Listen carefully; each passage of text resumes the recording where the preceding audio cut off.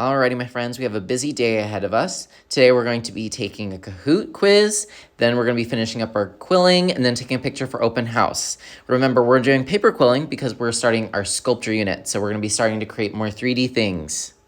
So today we are going to finish up our paper quilling. So going over it for those who maybe weren't here last time or didn't get to finish or just need a little bit of a refresher. We took this piece of paper and then we drew out what we wanted to create. I decided to do a heart. Some of you got pretty far. Some of you did not quite get to where you needed to be. So we're going to take another day to work on this. We are also going to take a quick Kahoot. This Kahoot is only like 10 or 11 questions. It's not very long. Then next time we're going to take that Kahoot again, but there's going to be a prize. So pay attention to the answers today. But before we get there, let's talk about how to paper quill if you weren't here or didn't finish. You have these pieces of paper. You also hopefully should have like a pencil or a marker, and you basically just fold and curl the piece of paper around the tool, whatever you decide it is. Then you pull it off the tool, and you have to decide what you want to do with it next. You might want it big, or maybe you want to keep it small, so you're just going to pull it until it's a smaller closed quill. You can leave it open, or you can close it with a dot of glue. There's tricks that you can do. You can bend it and make a teardrop, an eye, or a petal. So if I wanted a teardrop, I would probably want to close this first, but then when I'm ready, just press where I want it to bend and it turns into a teardrop or a petal. You can do a heart, scrolls. It's all up to you. I just want to see at least more than one, and I want to keep it ornate. I want to see quills within quills. That way I know you really tried on this. And then of course you're going to think about where it goes. But of course, just putting it down on the piece of paper is going to do nothing for you. Remember, I did say that you can use the glue. I would just do a quarter size amount, no bigger than 2 thumbs for sure. You don't need all that glue because you're just gonna have to clean it up later. I ain't cleaning it for you. So you'll put it in the glue, give it a little kiss. You feel like it's ready. Just place it where you think it should go. Remember, you can put quills inside other quills. And I think that looks pretty interesting when you do that. I'm gonna let you guys finish. There is something that is due today. You're gonna take a wet wipe, clean your hands first. I've seen so many kids clean the table, clean the glue, and then put that on their hands. Ew, gross.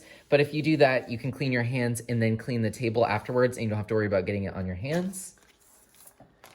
Now, what I want you guys to do with me at this time is I want you to go to the Art at Home 3rd grade classwork, which is located right here, and then give me a thumbs up. All right, so normally we put stuff in our portfolio. We are actually gonna do a little bit differently today because we wanna get a picture for open house.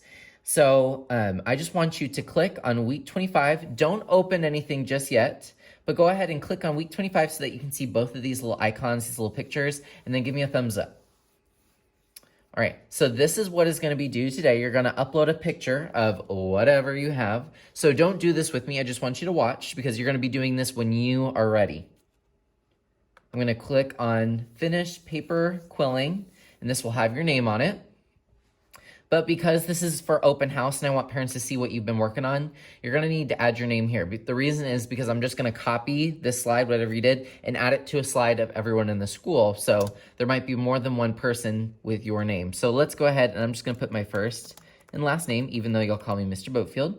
And then you're going to click the question mark or touch it, whatever you want to do. Press Replace Image, Camera, and then take a picture of whatever you created. Now you have a picture for open house. Don't forget that you can click it, press Format. You can adjust this, recolor it. I like to bump up the brightness, up to you. And then of course, I don't know if I really like my finger in there, so I'm gonna crop that guy out.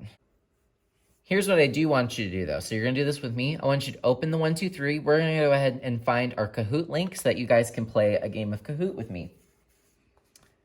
So number 2 is the link that will take you to Kahoot. It's going to ask you for a pin. I have not created the pin yet. I'll give it to you in a moment. Let's go over our rules. So when you go here, you're gonna go ahead and click it. You'll type in the pin and it's gonna ask you for your nickname. Your nickname is just your real name. So if your name is Danny, put Danny. Today, there's not gonna be a prize. This is gonna be a practice. So remember the answers to these questions. Next time, I am going to test you on this and save your results, and there's gonna be a prize. If you get something right, amazing. Give it some little snaps or some claps, but please don't yell out because it's very rude to those who did not get it correct and may not feel as happy about their answer. If I give you too many warnings, I have to delete all of your points, so don't be that person. All right, guys, we're gonna play our Kahoot. Once the Kahoot is over, you may begin working. Don't forget to get a picture for your open house, and I cannot wait to see what you guys create. One last thing is after our Kahoot, of course, you can work on your paper quilling. If you show me that you did your paper quilling, like you replaced the question mark with your answer, I'll give you access to the iPads, and I want you guys to try out Minecraft. We finally got it back on the iPad. When you log in, it'll ask you to sign in.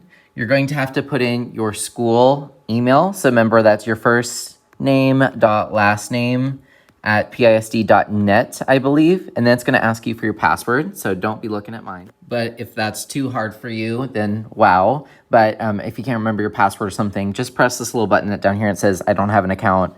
Press accept terms, play, and you can load the demo, which I think is not as fun as creative, but it's there if you can't figure that out. Have fun on the Kahoot and try your best, please.